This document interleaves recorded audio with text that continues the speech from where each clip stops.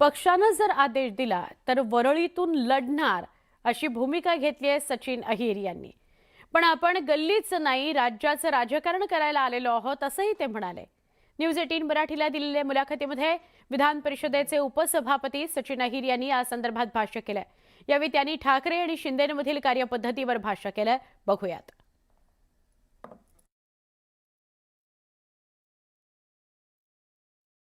भाजपचा कोणी चेहरा प्रॉमिनंट वरळीमध्ये नाही.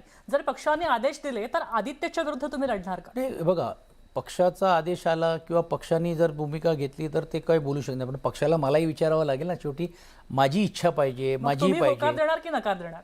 नाही नाही बघा, आज जसं मी म्हटल्याप्रमाणे मी असं कुठचाही विचार केलेला नाही. पण एक गोष्ट नक्की आहे की या वरळीतला आमच्या पक्षाचा उमेदवार निवडून आणण्यासाठी तर मला तर कसोटी करावीच लागेल आणि ते निवडून आम्ही आणणारच. म्हणजे तुम्ही अर्थात आदित्यच्या विरुद्ध लढायला तयार आहात पुढच्या काळामध्ये? उमेदवारी म्हणून लढायचं की पक्ष म्हणून लढायचं तो पक्षाचा अधिकार आहे. म्हणून मी अजून वारंवार यासाठी स्पष्ट करतो, कारण अनेक वेळा काय होतो की वरळीला तुम्ही यांच्यासमोर उभे केलेले आहेत, हे केलेली ती काय अशी गल्लीतली लढाई लढण्यासाठी आम्ही इकडे आलेले नाही.